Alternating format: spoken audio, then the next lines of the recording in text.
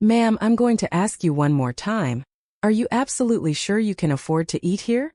The question floated across Belmont's elegant dining room just loudly enough for the nearest tables to hear.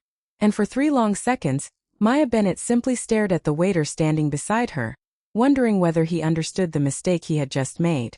40 minutes earlier, Maya had walked through the polished brass doors of one of downtown Chicago's most exclusive restaurants wearing a simple black dress, pearl earrings that had belonged to her mother, and the quiet confidence of a woman who had spent years learning that sometimes the most powerful response was refusing to become what other people expected.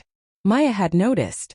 The reservation clearly said window seating, but the hostess escorted her past 3 empty tables overlooking the Chicago River and stopped beside a small table near the swinging kitchen doors. I requested a window table, Maya said. The hostess offered a practiced smile. Those are unavailable tonight.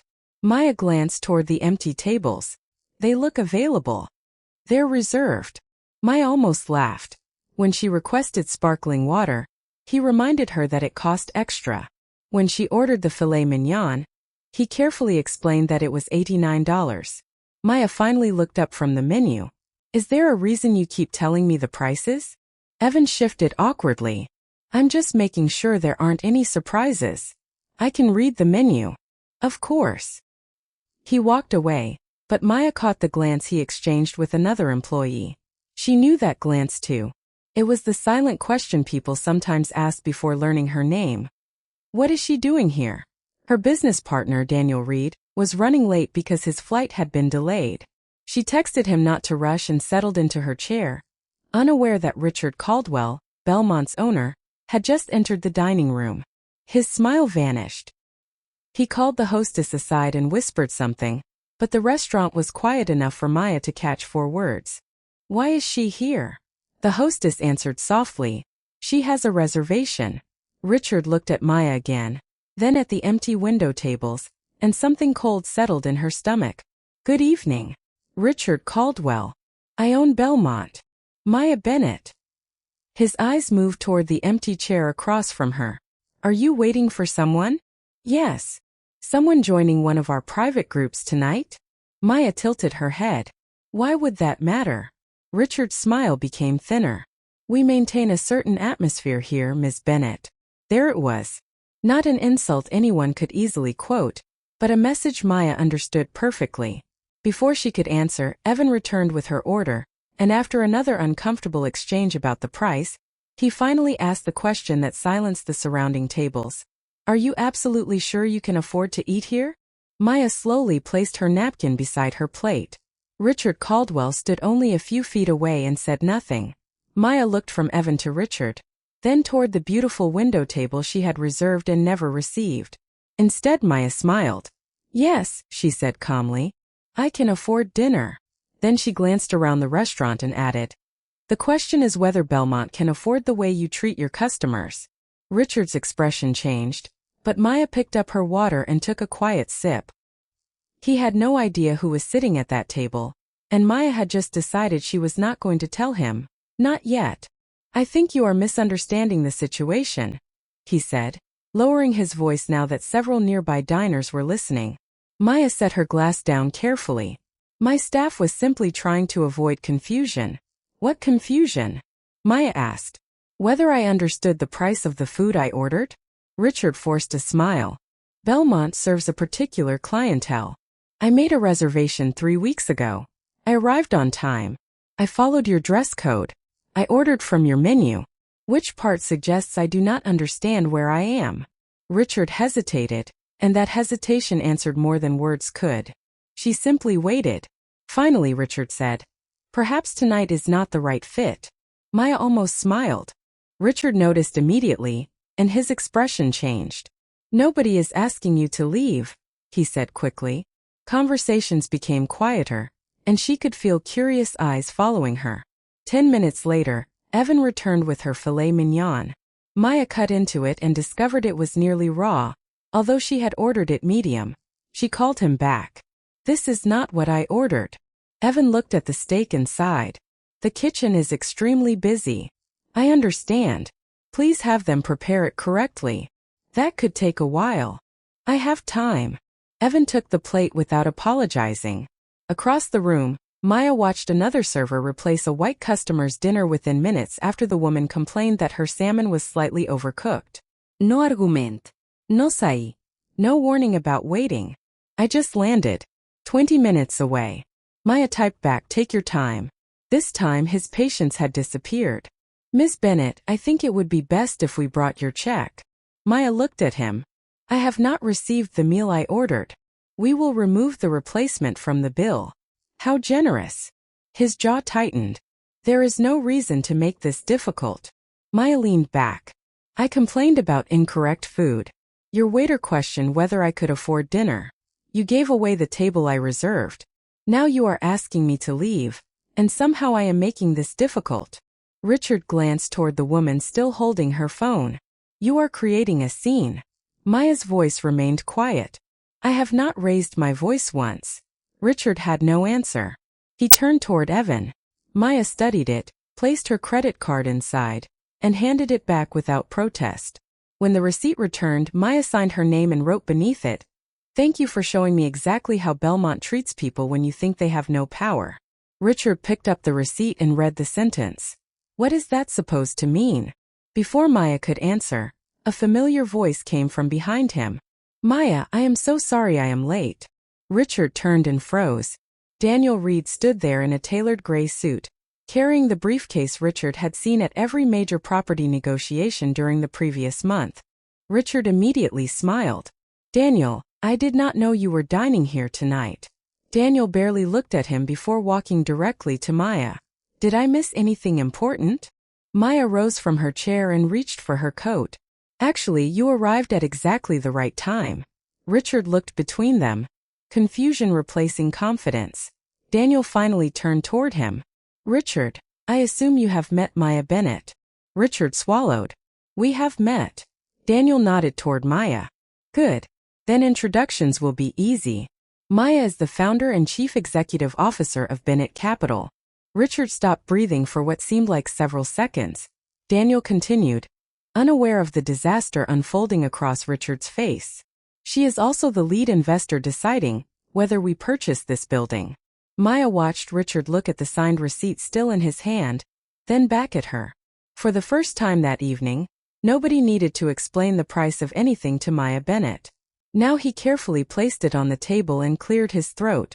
Miss Bennett, I believe there has been a misunderstanding. Maya slipped into her coat. Interesting. What happened?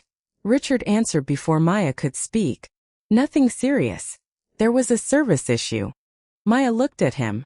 Is that what we are calling it now? Daniel's expression hardened. Maya.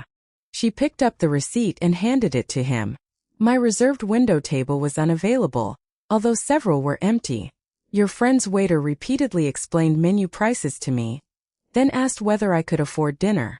When my meal arrived incorrectly prepared and I requested a replacement, Richard decided I was creating a scene and brought me the check. Daniel read the note Maya had written beneath her signature. Richard, is that accurate? Richard shifted uncomfortably. There is context. Then provide it, Maya said. The woman at the nearby table still had her phone raised. This is not the place for a business conversation. Maya nodded. We are leaving. Richard stepped closer. Maya, please. Let me arrange another table. Dinner is on me.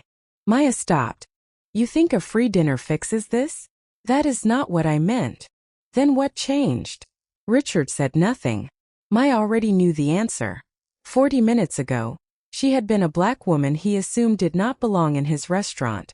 Now she was a chief executive officer connected to a multimillion-dollar property deal, and suddenly he wanted her at the best table. Maya looked directly at him. Would you be apologizing if Daniel had never walked through that door? Richard opened his mouth, but no answer came. Maya nodded slowly. I am sorry, he said. Do not apologize for him. What do you want to do about the acquisition? Maya looked back through Belmont's windows. Richard was still standing near her former table. Nothing tonight. I do not make investment decisions when I am angry. Daniel nodded. Tomorrow. Tomorrow we learn whether tonight was an isolated incident or a pattern. The next morning, Maya arrived at Bennett Capital before 7. By 8, Richard had called 6 times. By 9, he had sent 2 emails. Maya ignored both. Instead, she called Daniel into her office. I want every legally available complaint connected to Belmont. Customer reviews, employment disputes, discrimination claims, settlement records, everything. Daniel studied her. You think there are others? Maya turned toward the skyline. A man does not become comfortable treating someone that way overnight. Within 2 days, the first records arrived. A former black server claimed he had repeatedly been assigned the least profitable tables. A former hostess described instructions to protect the restaurant's image when seating certain guests. Several online reviews from black customers described being placed near the kitchen despite requesting other available tables. Then Daniel found something more serious. 3 years earlier, a former employee had filed a discrimination complaint against Belmont. The case never reached court because it had been settled privately. Maya stared at the file for several seconds. Find him. Daniel nodded. 2 hours later, Maya was speaking by phone with Marcus Williams, who had worked at Belmont for 4 years. At first, Marcus sounded cautious. Then Maya explained what had happened to her. Silence filled the line. Finally, Marcus said, "So he did it to you too?" Maya sat forward. "What do you mean, too?" Marcus took a slow breath. "Miss Bennett, if you really want to know how Richard Caldwell runs that restaurant, you are going to need more than customer reviews." Maya reached for a notebook. "I am listening." Marcus lowered his voice. "Then you should probably clear your afternoon, because what happened to you was not an exception. It was the system." Richard never put most of it in writing, Marcus said. He used phrases like protecting the atmosphere or knowing the clientele. Maya recognized those words immediately. "Did race affect those decisions?" she asked. Marcus paused. "Yes. Not every time, but enough that everybody noticed." He described black employees being passed over for promotions despite strong performance reviews and black customers being treated with unusual suspicion when they arrived without obviously expensive clothing. 2 months later, Marcus lost several profitable shifts. "I filed a complaint," he said. "They offered a settlement. I needed the money, so I accepted." Maya did not judge him. "Do you know anyone else willing to talk?" Marcus gave a humorless laugh. "How much time do you have?" Over the next week, Maya and Daniel quietly contacted former employees. A former hostess named Jasmine Carter described managers using coded language when discussing customers. A former bartender remembered Richard telling staff that Belmont needed to remain attractive to its traditional clientele. 2 former servers independently described black customers being questioned about reservations more often than white customers. Maya insisted that every allegation be checked against schedules, emails, complaints, or witnesses whenever possible. "We do this correctly," she told Daniel. His apologies became more urgent as Bennett Capital's property negotiations moved forward. Fresh flowers sat in the center. "This was the table you originally requested," he said. Maya looked at it.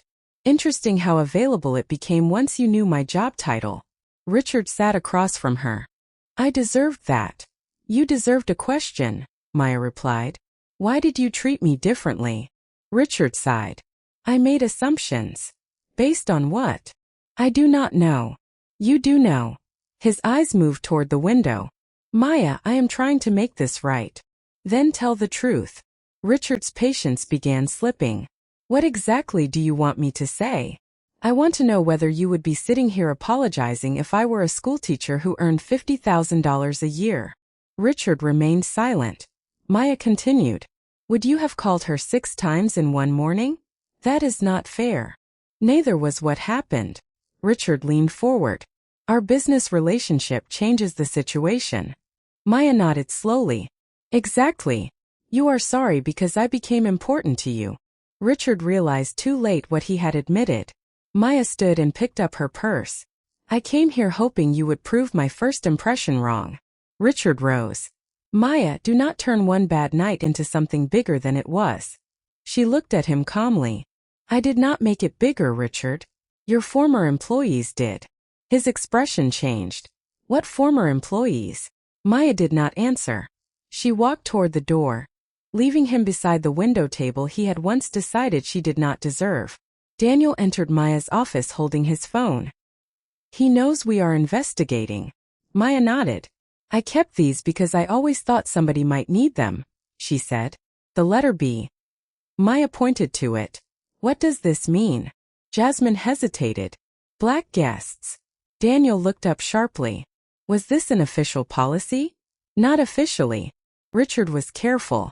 He would say things like use discretion or protect the main room. Jasmine opened the flash drive on Daniel's laptop. It contained emails she had forwarded to herself before leaving Belmont. One message from Richard discussed a busy Friday night and instructed managers to keep the main dining room consistent with the Belmont image. Another manager replied asking whether they should use the usual seating system. Richard answered with a single word. Exactly. Attached was an old seating chart. Several tables near the kitchen were marked for walk-ins, tour groups, and B guests. Daniel stared at the screen. This changes everything. Maya remained silent. She thought about every person who had sat at those tables without knowing why. Most of all, she remembered being 12 years old, standing beside her father in another expensive restaurant while families who arrived after them received tables first. Her father had taken her there to celebrate her grades. He had saved for weeks. When Maya asked why they were leaving, he had simply told her that some people made others feel small because it helped them feel important. Daniel interrupted her thoughts. What do you want to do with this? Maya closed the laptop. Verify everything. And then Richard gets the one thing he has avoided for years. Daniel waited. Maya looked toward the Chicago skyline outside her office. Accountability. This reservation belonged to a black family celebrating their parents' 40th anniversary. They requested a window table 6 weeks in advance. Maya studied the record. Where were they seated? Table 42. Near the kitchen. Maya's expression tightened. Was the window section full? Daniel changed the screen. No. Different dates, different employees, same pattern. She remembered how easily she had questioned herself during her own dinner. Maybe the hostess really had needed the window tables. Maybe Evan really did explain prices to everyone. Maybe Richard really was only concerned about service. There is more, Daniel said. He opened an email from 3 years earlier. Richard had written to 2 managers before a major Friday night event, reminding them to protect the Belmont atmosphere and use discretion with guests who did not match the expected clientele. Maya read the sentence twice. Expected according to whom? Daniel shook his head. Richard Caldwell is downstairs. Send him up. 10 minutes later, Richard entered the conference room without the confidence he had displayed at Belmont. His eyes moved immediately toward the documents on the screen. So it is true, he said. Maya remained seated. What is true? You are digging through my business. We are conducting due diligence on a company operating inside a property we may purchase. Richard laughed bitterly. Do not hide behind corporate language. This is revenge. Maya stood slowly. Revenge would be humiliating you because I have the power to do it. I am investigating whether you have been humiliating other people, because you believed they did not. Richard pointed toward the screen. Those emails prove nothing. Then explain them. Restaurants manage seating every night. Does race influence that management? No. Maya turned the laptop toward him and displayed the seating chart. What does the letter B mean? Richard stared at it. For the first time, his expression showed something deeper than irritation. Recognition. Maya saw it immediately. You know exactly what it means. I have never seen that document. Jasmine Carter says otherwise. Richard's eyes narrowed. Jasmine was an unhappy employee. Marcus Williams was unhappy too. So were several others. Richard lowered his voice. What do you want from me? Maya studied him. I wanted the truth. And now I want accountability. Richard stepped closer to the table. If you release this, you could destroy Belmont. You keep talking about Belmont as though it is a building and a name. Nearly 300 people work there. They are Belmont too. Then think about their jobs. Maya's eyes hardened. Maya continued. You have one opportunity to cooperate with an independent review. Employee complaints, customer records, management communications, everything. And if I refuse? Maya looked at the documents between them. Then the truth does not disappear. It simply reaches daylight without your help. Richard stared at her for several seconds before walking toward the door. He stopped without turning around. You think people are going to see you as some kind of hero? Maya answered calmly. I do not care how they see me. Richard finally looked back. Maya held his gaze. I care about what they are going to see when they finally look at you. 3 weeks later, Bennett Capital appeared before a Chicago City committee to discuss its planned purchase and redevelopment of the building that housed Belmont. Before the hearing began, he told them that Bennett Capital was using financial power to punish a respected local restaurant over what he called a personal disagreement. He is trying to make himself the victim. Maya closed the folder in her hands. He never mentioned Marcus, Jasmine, or the seating records. Mr. Caldwell is correct that this matter is bigger than one dinner, she began. She presented dates, records, and verified communications. Then Daniel displayed the email Richard had sent before a busy Friday night instructing managers to protect the Belmont atmosphere and use discretion when seating certain guests. A committee member looked toward Richard. What does that mean? Richard's attorney whispered something to him. It means exactly what it says, Richard replied. We were managing customer flow. Maya then introduced the seating chart. Former employees identified the letter B on this document as a reference to black guests, Maya said. Richard stood abruptly. That is not true. The committee chair asked him to remain seated. Maya continued without raising her voice. We also compared available reservation records with seating assignments. On multiple documented occasions, black customers who requested premium tables were moved to less desirable sections, while requested tables remained available. Richard shook his head. Coincidence. Then Marcus Williams was called to speak. He described his 4 years at Belmont and explained how certain servers received profitable sections while others repeatedly did not. Her hands trembled slightly when she approached the microphone, but her voice remained steady.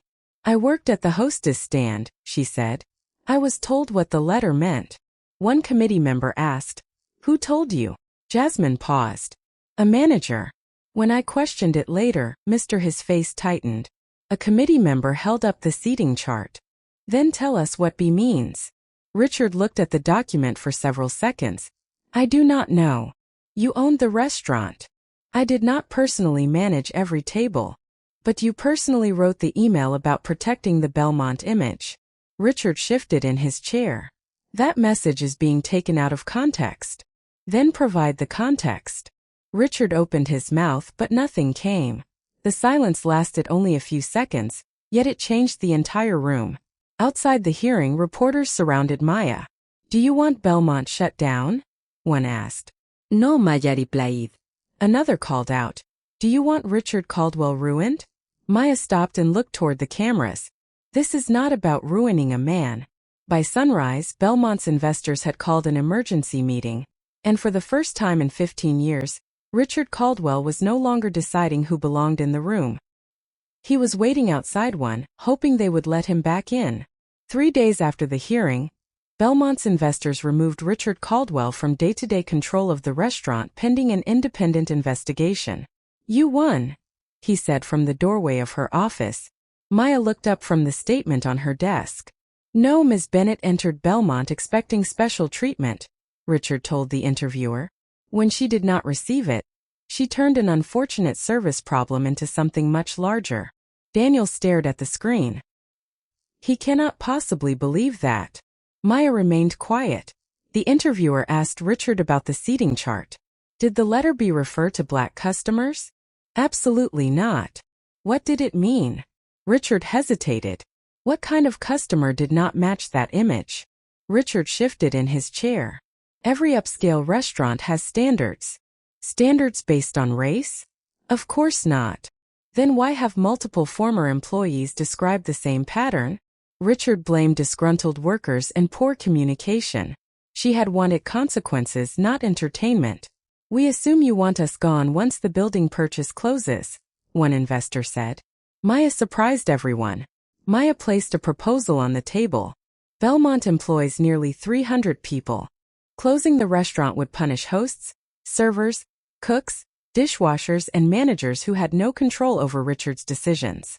Then what do you want? independent management, transparent promotion standards, documented seating procedures, an outside complaint system, regular customer service audits, and appropriate compensation where financial harm can be verified. One investor leaned back.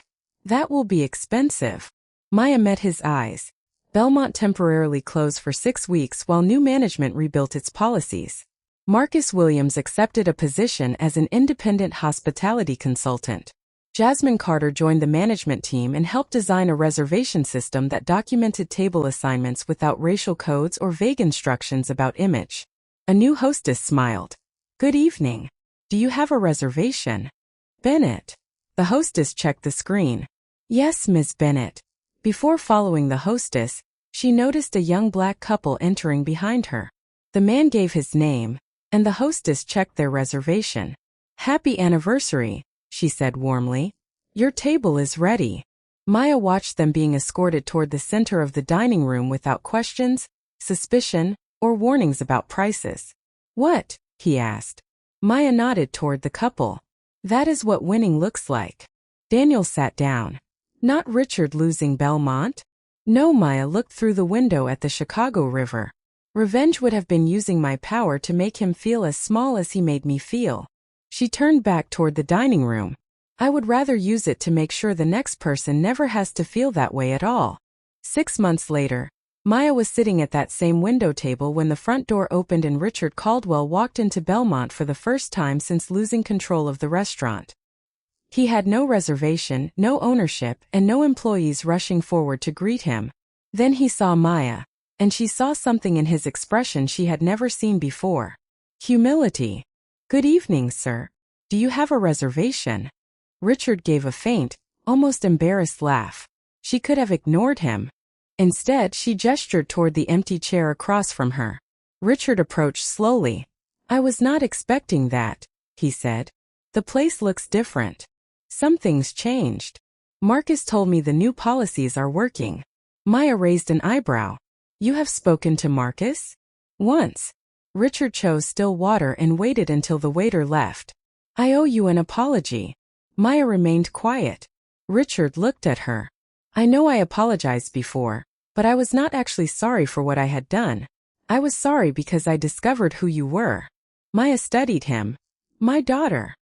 He explained that his 26-year-old daughter, Emily, had watched the city hearing. She called him that evening and asked whether the allegations were true. Richard denied everything. Then Emily asked a question he could not escape. She asked why almost every black manager she remembered from my restaurants eventually left.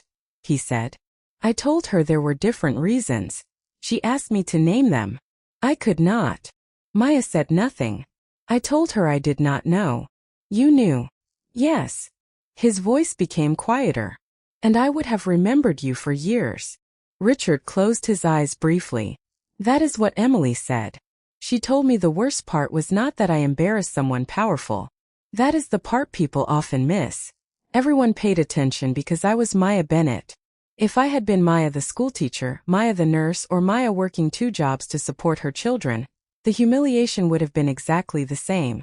Only the consequences for you would have been different. Richard nodded. I spent most of my life thinking racism meant openly hating someone because of their skin color. I never thought I hated anyone. Hatred is not required, Maya said. Sometimes discrimination begins with assumptions.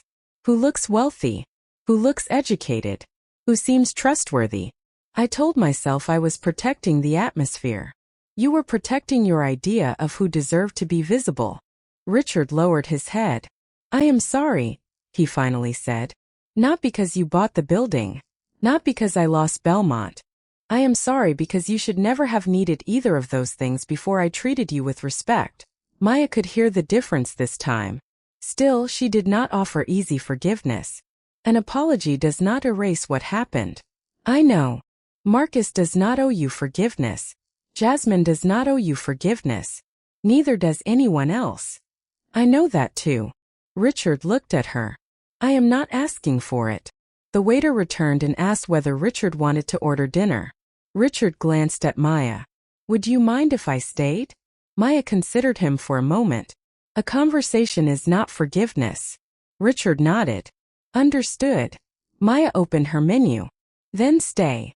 Richard picked up his own menu, and for the first time since they had met, he sat across from Maya without her wealth, title, or influence determining how much respect he believed she deserved. I used to think success meant being invited into the right room, he said. She was 12 years old again, wearing the yellow dress her mother had made, standing beside her father inside another expensive restaurant. He had saved for weeks to celebrate her straight A grades. Yet they waited while customers who arrived later were seated ahead of them. When her father finally took her hand and walked outside, Maya had asked why they did not get a table. He had smiled sadly and told her that some people needed to make others feel small so they could feel important. He simply swallowed the humiliation and took his daughter somewhere else for dinner. Miss Bennett, may I ask you something? Of course. I want to become an architect, but my counselor says it is extremely competitive and I should choose something safer. Maya smiled. Having another option is smart. Giving up because someone else cannot imagine you succeeding is not. The girl smiled. He no longer owned Belmont, and he had spent the past year rebuilding his life quietly. Richard looked across the dining room. Do you ever think about that first night? Sometimes. I think about it constantly. Maya turned toward him. Richard continued. If Daniel had never arrived, I probably would have forgotten you by the next morning. You told me that before. I know, but I finally understand what it means. For me, it would have been one ordinary night. For you, it could have become another memory you carried for years. Maya nodded. The person causing humiliation often experiences it for minutes. The person receiving it may carry it for decades. Richard looked toward a black family laughing together at a table near the center of the room. You own this building now. Does that feel like winning? Maya followed his gaze. No, she pointed gently toward the family. Maya had possessed enough money and influence to force people to listen, but most people who experience discrimination never receive that advantage. Justice could not depend on whether the person being mistreated happened to be powerful. As the evening ended, Maya collected her coat and walked toward the entrance. The hostess smiled. Good night, Miss Bennett. Good night. Maya paused and looked back. A young black couple had just arrived.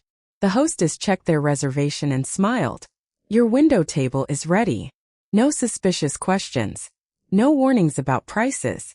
No assumptions about whether they could afford to be there. They were simply customers.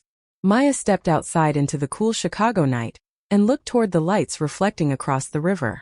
Richard Caldwell had once believed dignity could be measured by clothing, status, money, and skin color.